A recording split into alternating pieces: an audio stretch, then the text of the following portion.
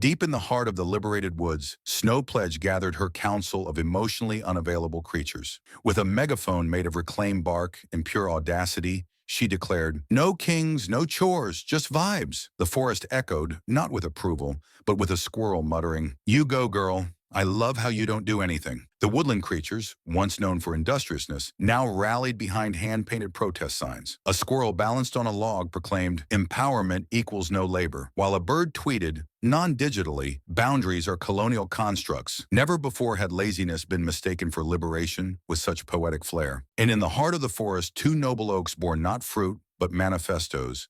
Pamphlets titled "Down with Effort" and "Photosynthesize Your Truth." The revolution had gone full eco. Enter the prince resplendent in his woke bard attire as he strode through the forest like a man on a mission. Armed with nothing but his phone and an absurd sense of self-importance, he began to sing, "I'm here to save the day." But like, who even needs saving, you know? His flip-flop followers no doubt were enraptured. Too bad the forest was unimpressed. Snow Pledge, hands on her hips and a sparkle of self-righteousness in her eyes, declared to the woodland creatures, "We don't need princes, we don't need kings, we just need to exist and demand validation." The squirrels nodded sagely, clearly proud of their leader's commitment to doing absolutely nothing. And there, in the heart of the forest, Snow Pledge and the prince met, two lost souls in search of meaning, or perhaps just a good Wi-Fi signal. He, armed with a flip-flop playlist of progressive ballads, and she, confidently standing for no work, no problem. Their exchange, full of deep philosophical insights, was interrupted by an awkward silence as both tried to figure out who was more enlightened. Meanwhile, in the comfort of her royal library, the evil queen,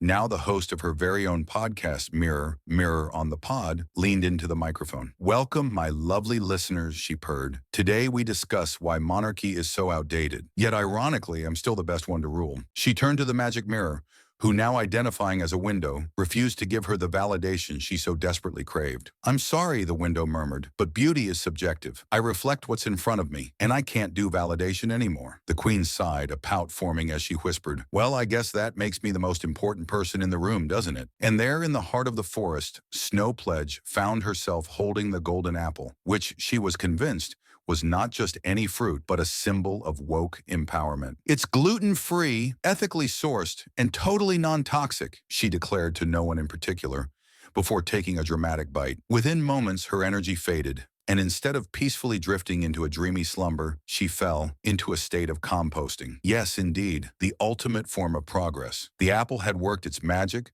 turning her into the kingdom's most fashionable fertilizer. The earth, now enriched with the fruits of Snow Pledge's sacrifice, began to bloom into a lush, green mount of progress. In the streets, the people danced with uncontainable joy, chanting in celebration, "No more snow, no more strife." The kingdom had truly found its freedom. No complaints, no boundaries, just pure, endless vibing. The evil queen, now the ruler, transformed the kingdom into a self-care sanctuary. Everywhere you looked, there were crystal healing booths, wellness retreats, and lavender-scented air. The magic mirror, now a window, sat alone, reflecting nothing but empty space. In the new world, it had become a symbol of introspection, hosting webinars on how to reflect your true self, though quite frankly, it was still just a window. The prince, now an influencer known as the Prince of Deconstruction, snapped a photo of the woke garden he proudly tended. With a deep caption, he posted, "Here's to the beauty of decay and the power of progress. R.I.P. Snow, your compost lives on. Woke garden, toxic masculinity is dead."